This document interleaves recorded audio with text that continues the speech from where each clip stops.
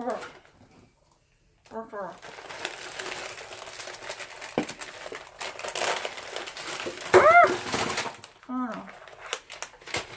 Oh no. Right. Hello everyone. I'm Heather. I'm back for a really quick lunch break book chat. So today's food situation is less than ideal. It's pretty much a collection of a bunch of random crap I found in the cupboard, and it is because my husband has been away this week. He's been in Shrewsbury for work. And I don't think I fully realized how intensely I rely on stealing food from him secretly to survive. He's always making some sort of tasty vegan thing, spaghetti bolognese, or chili, or some sort of curry or something like that. And then I just secretly steal it in the same way that I sharpen my skills.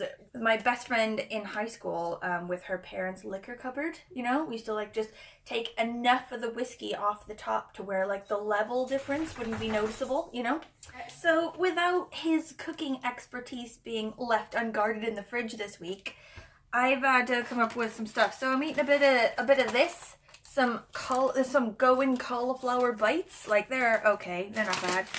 Some weird curl lentil things I found at Lidl. I got some pumpkin seeds. I think I bought these approximately 3 years ago, but they're still here, so they don't go off, right? Some more weird stuff I found at Lidl, garlic crackers. Anyone? That's gonna give me some really awesome breath for going back to work. Also a bit of some tasty hummus and a tortilla. Dip that in. So today is just like a picnic in the living room. It's like I planned for it. Anyway, so this week's book situation isn't ideal. I've got a hand in just a million pots currently.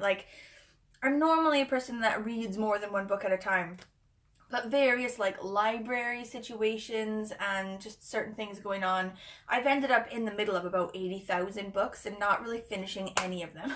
So, they're all quite good though, so that's something. At least I'm not in the middle of 84 million really bad books, There are worse things in life than to be in the middle of a bunch of really good books. Anyway, so I'll talk about those, the ones that I'm in the middle of. But I think first of all, I'm just gonna give you a rundown of the two this week that I actually have finished, both being fantastic. Okay? So the first one I'm on about, I started out talking about last week, right?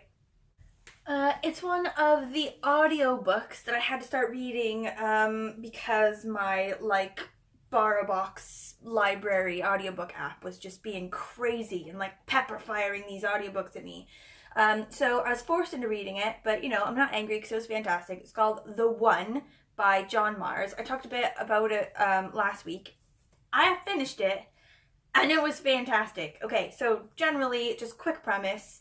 They discovered this gene in you. It's supposed to be a sort of futuristic type, sort of Black Mirror type thing. So they discovered this gene, right, that will tell you, if everyone does this genetic swab or whatever, and they do a gene test on you, they can tell who your genetic match will be on the planet. Everyone has a soulmate, everyone's matched with someone genetically. So they figured out what gene it is. And if you sort of voluntarily do the swab and send it into the company, if they already have someone on file who's done the swab and meets your thing and is your match, they'll let you know. You can pay $9 or something, and then they'll tell you the contact details of this person who's your soulmate on the planet. But even though on the surface that sounds really awesome, ooh, the end of dating, the end of divorces, but there are loads of things that can totally go wrong, and the book's basically about those things. What if your match is a serial killer, and in the book there is a serial killer? There's just a million things that can go wrong. What if you're matched with someone too far away or too old, or is the wrong sex that you think that you're attracted to, or whatever. So anyway, it was getting really good when I talked about it last week. I was like, all right, things are pumping along, twists. But it has gone fully crazy at the end and ended with a bang, and I loved it. I don't wanna ruin it for you, but the reason I started originally listening to it, or the reason I put it on my sort of list for wanting it through my library, was that they were filming the movie or the TV series or something behind my building. at work for ages. So there's going to be like a TV show or a movie out about it soon. So you could just wait till then, or you can get a move on, you know, get it sorted before that time. But I think it's going to make a really, really good movie. So I'm really excited about that. Anyway, I really liked it. And you should either read it or listen to the audiobook, because the audiobook was really good. But anyway, okay. So then the next one that I finished, I was talking about last week as well, but I finally sorted it. I finally got to the end of it. It is Any Other Name by Craig Johnson, I think is his name. It's part of these Longmire mystery series that I found through watching Liz Schubert's channel. Holy crap, am I so glad I found her channel, because she just posted another video to do with a bunch of other mystery things. I'm on board, right? This particular book, it's about this guy. He's like part of the series. I haven't read the first one. I think this one that I read is smack in the middle of the series somewhere, because rules? I don't need rules. So it's about this guy named Walt Longmire. He's a sheriff in Wyoming. And like the descriptions of Wyoming are really good. So I used to live in Colorado for a while, and like I'm from Seattle, so all my parents, my family, and everyone were living in Seattle. So I used to have to do like road trips quite a lot between Colorado and Seattle. So I'd have to go through Wyoming, and it's gorgeous and everything, but it's just boring as hell. It's flat as hell. There's like nobody there. It's just cattle. Like sometimes like random buffalo or whatever, you know. A bunch of like really shitty gas stations. Like I've never been to Wyoming and not gotten a speeding ticket. Because what is there to do in Wyoming except haul ass out of Wyoming? Do you know what I mean? But anyway, it's like really gorgeous and like has like, you know, yeah, like a proper Wild West feel to it, because there's fuck all nobody there, you know, just cows and, you know, grassland and wide open sky, you know. But anyway, so it's about this sheriff in Wyoming, and this particular book is to do with, he has to go and help his friend solve the suicide of his other friend. And he sort of starts looking into it, and he's like, oh my god, it looks like he's sort of punished himself, you know, like he didn't just shoot himself. He shot himself in a way, you know, to where, you know, he was a policeman. He knows how to use a gun. He would never have shot himself that messy, you know, like he's done it on purpose to just assuage some guilt, to sort of punish himself. Like, what is it that was the problem? And so he goes and he sort of digs around. He finds some files on his desk. Some of those files sort of like weirdly relate to these sort of missing persons cases of these women that have gone missing. Anyway, great cast of people. So Sheriff Walt Longmire, he's like a fantastic character. He's like the ultimate like Wild West sheriff type in the modern time, you know. He doesn't really have a cell phone. He doesn't really know how to use it. Like, he knows all these other people. Like, he keeps running into other lawmen he knows, and they're all, like, really gritty and, like, you know, battle-hardened. And there's a sort of Cheyenne Nation native guy who's a really good character. And just a bunch of just, like, gritty old sheriff types. Anyway, I finished that one on my lunch break yesterday and just, like, spent the entire day just going, oh my god, that was such a good book. Okay, yeah, like, yeah, okay, not to alert you, but I'm in the middle of no fewer than 5 different books currently, because I'm slightly ridiculous. So basically, the only one I really talked about at all last week was this one that I'm still in the middle of. I really like it, but it's a bit slow going because of how it's written. Golden Hill by Frances Bufford. It's written in a really sort of 18th century way. So it takes place in 18th century Manhattan. And it's written quite like a book that would have been written in the 18th century. So it's not like a breeze through, you know. Like, every once in a while something, it says something and I have to sort of like go back and reread it. But I wouldn't say it detracts from the book. If anything, it makes it sort of like more authentic, and I quite like it. Anyway, we've just gone through a part that I really liked where the main character guy, he's on a bit of a run from some crazy people, like a band of people who he's pissed off, and they're like chasing him and trying to kill him, and he has to like follow this random guy through somebody's house party up into their top floors, climb out the window, and then a friend like has a rope dangling from a window and he's like trying to escape. But sort of the premise of the whole book is that there's this guy, he's English, so he's just sailed over to Manhattan from England, and he's got a shit ton of money sort of that he's about to come into. So he's gone to the bankers or whatever, and he's given them this note, and he's like, you owe me this ridiculous amount of money. Can you sort it out? And they're like, okay, well, we have to wait the 60 days to make sure it's real money or blah, blah, blah. So he's in the middle of his like 60-day waiting period. And like everyone in the city, like quite a small city, you know, in the 18th century Manhattan, everyone knows who he is, and they're all wondering why he's there, or if the money is real money, or where to get the money, or blah, blah, blah. So it's really interesting. There's characters that are really good. There's like this really cheeky, snotty daughter of the banker, who's just convinced this guy that she's crippled, and he's gone around saying to everyone how she's crippled, and they're like, she's not crippled. She's just messing with him. Anyway, I really do like that one. It's just taking quite a bit of time to get through in the way of sort of like this kind of book. It's not, you know, it's not a whiz through. It takes a bit of time to get through, but I'm like, you know, almost halfway, I reckon. So it's pretty good. Okay, so the next one that I'm in the middle of is called There There by Tommy Orange. I bought this at Target when I was last home in Seattle because the UK doesn't have Target, and it makes me deeply sad. So every time I'm back home, my mom's like, right, let's do so-and-so and so-and-so, and then obviously we'll go to Target, because why not? So far. I'm about halfway through this guy. I'm flying through this one, because it's so good. Basically, the idea is, there's a bunch of characters, right? It's sort of, each person has a narrative, so like this chapter is like Jackie, and the chapter before that is like, Calvin. Like, each chapter bit is like one person talking about their life or their situation or whatever. And they all relate in some way to this like upcoming powwow. So, one group of people is like looking to maybe rob it. Another group of people want to just go to it, but their like grandmother doesn't approve, you know. Someone else is part of like a film project to like go to the powwow and do interviews for like stories for this film. Like, they're all sort of some way related to this upcoming powwow, but I don't know how it all plays out just yet, obviously. But as I was like getting into it, like I was about 4 people in, like 4 narratives in, before I started realizing that all of the characters are like loosely related as well. So I sort of made a mention of someone. I'm like, oh, that sounds familiar. And then I started reading it and I'm like, oh, that's the same guy. So I got a bit confused in the way that I do. And I've had to be like a super nerd and make like a character map. Like, I don't want to like give it away. Basically, you've got all like your narrative characters here, and then like how they relate to other characters, and like I've like drawn lines to like make them fit.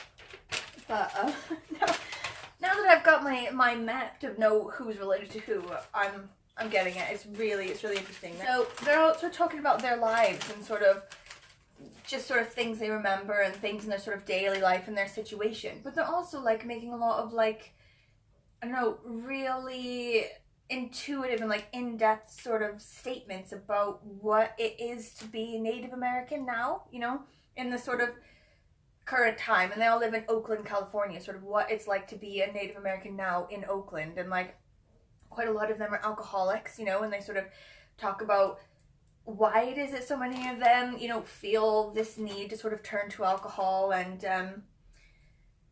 like the title there is to do with a statement that was once made about Oakland, about how there's no there, like the sort of like place that was there is no longer there. And it's sort of, the book sort of loosely relates it to sort of Native Americans in Oakland now. Like, yeah, they're sort of, you know, Native Americans, but they're not Native Americans in Oakland. In Oakland, they're just people from Oakland. Do you know what I mean? They're just your average Oakland city dweller. There's nothing sort of particularly Native American about them. Like, the place that was Native American-y no longer exists, I think, is sort of what they're saying. And it sort of puts them in a sort of weird situation, and everyone in the book is trying to sort of like balance out this sort of Native American identity with sort of the fact that Native Americaniness doesn't exist as much as it used to, or like the modern world has become the way it is, like modern. I don't know. It's hard to sort of put it in words. But it's really sort of in-depth idea, and it sort of makes you spend quite a lot of time sort of thinking about yeah, sort of like their different identities and how they're sort of trying to balance them out and how difficult it would be, you know? Anyway, gorgeous book. I'm really liking that.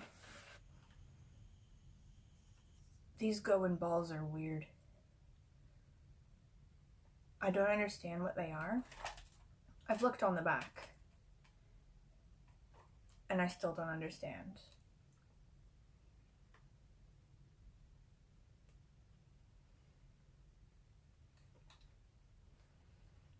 Don't get it.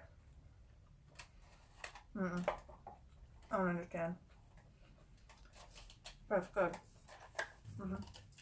Okay, so the next one I'm in the middle of, it's called Every Heart a Doorway by Seanan McGuire. I don't really know. But I was watching a Books and Lala video about this one, where she was reading all 5 of them. Apparently this is just one in a series of 5, and the 5th one just came out. So she read like the first one and then the new 5th one, and she was like, oh, they're really good, I really enjoy them, the series is really good. But I thought she said something to do with when she originally read the first one, before she read any of the other ones, she wasn't as gung-ho for it as she is now. And I'm sort of using that and like taking it to heart, like, okay. Because I really like the sort of idea of the story. So basically, these kids, they're like teenagers, they found these doorways into like alternate realms, and the sort of idea is that they fit into certain categories. So it's like a nonsense realm, or a logic realm, or an underworld realm, or like things like this. All of the different like doorways and realms and stuff can be sort of categorized into certain groups. And there's this woman named Eleanor who like looks like she's 60 but is over 100 years old because she's been through so many doors or whatever. It's like messed up the chronology of her body or whatever. So she runs a school for kids whose like parents who've never been into doorways don't understand them because their kid's been through a doorway and now no longer makes any sense. You know, like they went through this doorway and lived in this world for ages and then for some reason came out and can't get back in, and now they're just in the real world trying to just live a normal life, and they're just super weird. And so this Eleanor woman takes them into her boarding school and like tells them, it's okay, I know what you've been through, I believe you, I did it as well, and sort of keeps them from going crazy in this world where no one believes them or understands them or anything. And I really like the premise of it, and I like the story so far. So the main girl, Nancy, was in this land called like the Hall of the Dead or something, where she met the Lord of the Dead or the Prince of the Dead and like danced with him or something, and she used to have to spend sort of whole days just standing completely still like a statue, and these like little servants would come by with like sponges soaked in pomegranate juice and just like brush them against the people as they're standing so that they could get a bit of nourishment as they stood for ages. And she was like she wants to go back there because she thought it was amazing and she likes the stillness. Sounds boring as hell, but whatever. I'm really interested to find out what happens. I'm probably going to blow through this. Like, I'm only on chapter 1, or I'm on chapter 2 now. I just finished chapter 1. But it's a novella, and I think I'll probably blow through it because I want to know what happens. But I feel like the writing style is not gelling. And I don't know why, to be totally honest. Like, I think it might be, like, a YA thing. Like, now that I'm in, like, final stages of my transition into becoming my dad. Do you know what I mean? Like, I'm hella old now. I'm like super grumpy. Spend a lot of time thinking about my digestion. You know, like I feel like YA type writing and stuff doesn't cut it for me anymore. Like I need it to be more mature writing style. So maybe that's the problem. I don't really know. But I've like got an open mind. I'm prepared to fully devote myself to this book and not think bad things about it until I get to the end. But at the minute, I don't know, I'm like mildly annoyed by the writing. But anyway, okay, so, holy crap. Oh, it is late, I needed to leave ages ago. Okay, this is fine. Okay, so, I'm just gonna like quickly go through a couple other ones that I'm in the middle of. They're not like the primary ones that I'm in the middle of. They're ones that I'm sort of in the middle of on the side because I haven't really talked about them in a while. One of them is one I'm reading with my kid because we love to read like random books like this. Like primarily we're on like a kiddo, like middle grade graphic novel kick. And this Bad Guys series is one that we really like. So we haven't really been reading them in order. We should do, because actually they do go in a flow of normal order. Like if your kid wants to read them or you want to read them, you should probably go in order. But this is the second one where they introduce the spider character, and it is hilarious because the shark character is terrified of the spider character, and makes for some pretty hilarious happenings. Like basically the idea is that these animals are like bad animals, you know, like it's like a wolf and a shark and a spider and a piranha and a snake, like animals you'd think are like dangerous and not very cuddly. Do you know what I mean? But they're like trying to turn their whole lives around. They're trying to turn their image around. They're trying to be like good guys and like heroes and save things. But because they're naturally bad guys, they're having like quite a hard time. So in this particular one, they're trying to save all these chickens from this really bad chicken farm that treats them really badly. But the snake has sort of lost himself and eaten a couple, as you do. And the shark just like thinks that it's really gross that the spider has like no pants on. He sort of makes him wear pants because he not only is afraid of him, but also doesn't want to see his big furry butt, and I'm for that. And my kid just cracked herself all the way up about the big furry butt, so that was hilarious. Okay, so next one. This is my shame, this book, okay? It's in Welsh because as my husband and my kid are native Welsh language speakers, and I live in Wales, and I work in a place where quite a lot of people want to speak Welsh to me, I need to be better at my Welsh. I'm desperately trying to read Welsh books and speak Welsh. I go to a Welsh class every Thursday. I want to be better. But this book, I think because it was made for kids and also maybe is not interesting. I don't know. I'm having a hard time getting through it. It's obviously in Welsh, so that's like one hurdle.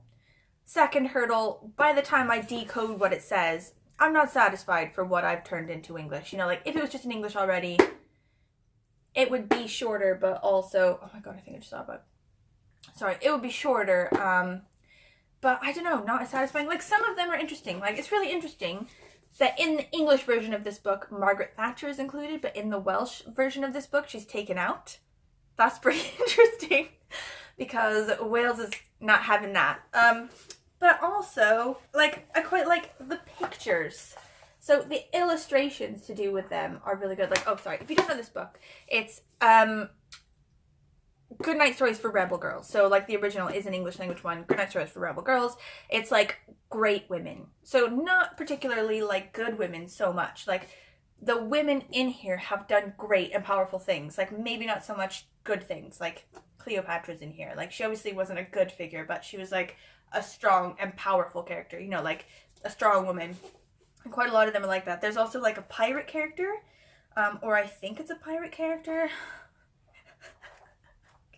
I'm so crap. But anyway, I quite like the pictures and everything. And some of the stories are really good, but I'm having a hell of a time. I feel like it's keeping my favorite bookmark hostage because I haven't seen it in so long, because it's been in this book for so long. This is my Everest. I need to just finish it and then move on to my next Welsh language project. But I'm having the hardest time. Anyway, right, so just quickly I'll say as well about ones coming up that I'm going to read soon. Last week I mentioned an audiobook that I hadn't even looked at yet. Like my app, my library audiobook app was just like hammering them at me, like throwing them at me faster than I can listen to them. And I refused to acknowledge the third one that had showed up. So I've gotten a hold of my life now. I've had a sandwich. I've had to calm down. I've looked at it. And it's The Ministry of Truth. So I forget the author exactly, but I'll put it up here somewhere. And this, if you've been watching my videos and you understand the struggle I'm having with my book club, you'll be pleased to know is what I've decided to do about the problem of reading 1984 for the book club. I'm not going to read 1984, okay? I've read it. It wasn't particularly enjoyable because I had to read it in school. So instead, I'm going to replace it with The Ministry of Truth, which is like a bit of if a book had a biography, you know, like it's a book about a book. It's about 1984, and it's about, like, you know, how it was written, where it was written, like various themes in it, blah blah. It's like an interesting sort of analysis of the book 1984. And this way, when I go to the book club, I'll have something interesting to say about it. I can be like, well, everyone's sort of like talking about the book in general. I can be like, oh, did you know that before the book was written, so and so did such and such to do with the book, or blah blah, or this was inspired by such and such. So this is how I'm going to get over the problem of me, like, desperately not wanting to read 1984 again. And when I do go in, the meeting is later this month. It will have been after I've been to Lanzarote and Legoland. It will be post half term, okay? I'll be in a good mood. I'll feel tan, you know? And I'll be ready to have, like, a solid sit down with people and be like, guys, if we pick another book like this, I think we should just set the place on fire and start again, okay? Because I can't be having this. Let's read something stupid, shall we? And I'll maybe come with, like, a list of suggestions for very stupid things. I could do, actually, suggest this bad boy, because I think a lot of people in the book club would really like that. Okay, anyway, that is all of them. Oh, also, in a random shop window on my way to get milk or some crap, which is how I always acquire books, I found this for £2. I heard it was really good. Does anyone know anything about this book? Has anyone read this book? Loads of people were chatting about it online and at work, and I've heard it's amazing, but know almost nothing about it at all. I think it might be quite sad, which I'm okay with, you know, as long as no kids die in a horrible way. I think I'm generally okay with that. But after I got it and sort of had a look through and was like, ooh, it's gonna be good, I noticed it says, "This is a novel of international significance, courageous, provocative haunting by Heather Morris, the author of The Tattooist of Auschwitz." And I feel like, deeply, Heather Morris ruined The Tattooist of Auschwitz by taking that guy's super interesting life story and turning it into a pile of crap book. It's just my personal opinion. I feel like she's a screenplay writer and should stick to screenplays, because writing books is not her thing. So now that I've sort of seen that, I'm like, ooh, duh. But to be honest, like, publishers just, like, make their other publishees do stuff for their other publishees, right? Like, if they're both the same, like, publisher or whatever, they probably, like, contacted Heather Morris and was like, you're famous, you know, people like you, can you put some on there? Like, that's probably how it happened, right? Anyway, does anyone know anything about this book? Does anyone like this one? Okay, like, I have 100% gotta go now. Like, basically, I'm gonna have to just volunteer to do loads of extra time. And also maybe, like, clean my boss's shoes. But fun chat. If you have anything to say about any of these books, please let me know. Please don't worry about me and my job situation, because if I get fired, I'm, like, really good on a pole. Do you know what I mean? I'm just, like, pole dance for money, and I would either get loads of money because I'm super sexy or because people pity me. So don't worry about me. I got it sorted. Any comments you have about any of these books, 100% I'm up for it. I'll have a conversation about these books. Just let me know. Thank you for watching. Okay, I love you. Bye, bye, bye.